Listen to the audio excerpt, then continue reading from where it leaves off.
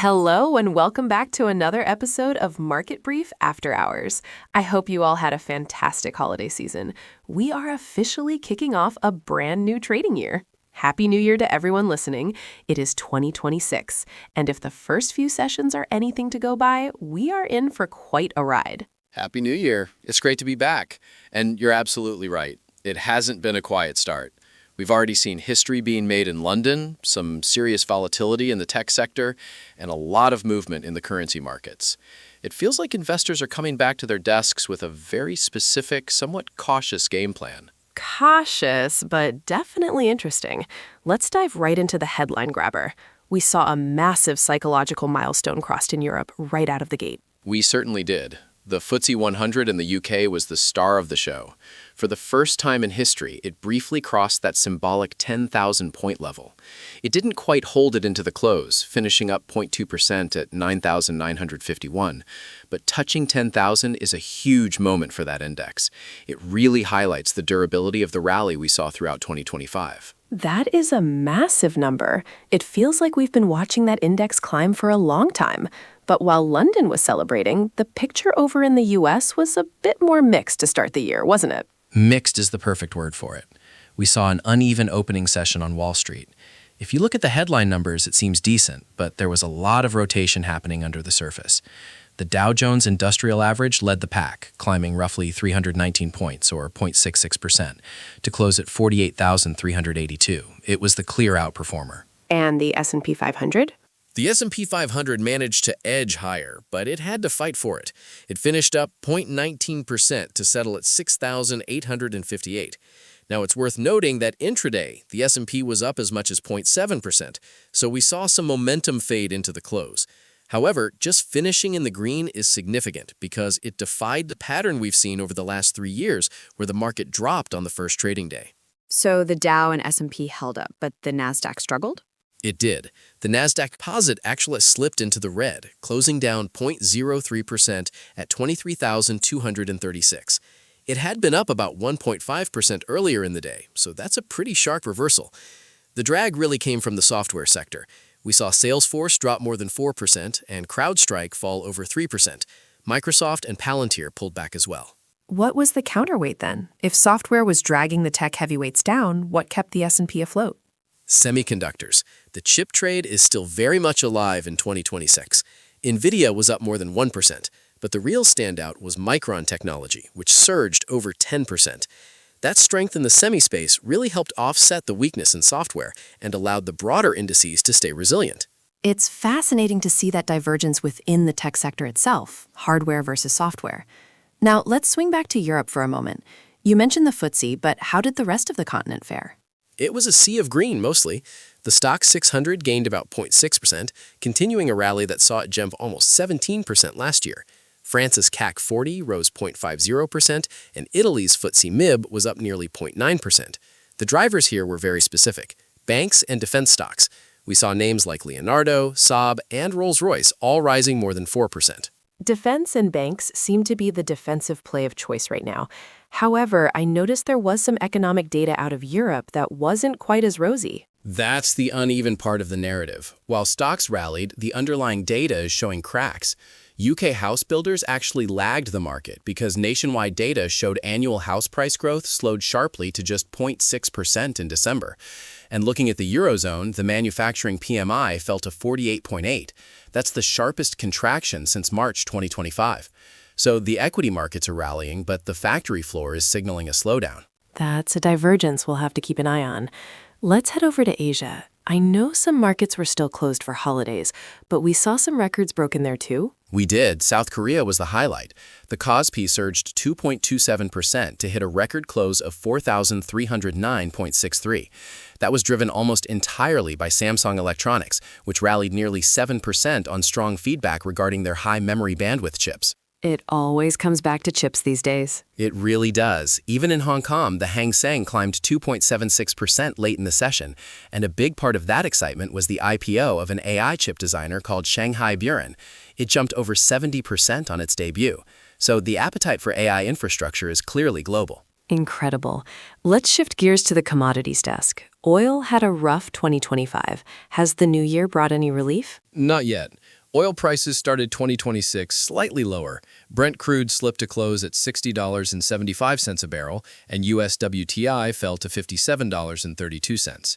Remember, crude is down about 17% since October 2025. The market is just stuck between oversupply concerns and geopolitical risks, specifically Ukraine and new sanctions on Venezuela. But for now, the bears are in control. And what about the safe havens, gold and silver? Gold is an interesting technical story right now. It closed up 0.31% at $4,331.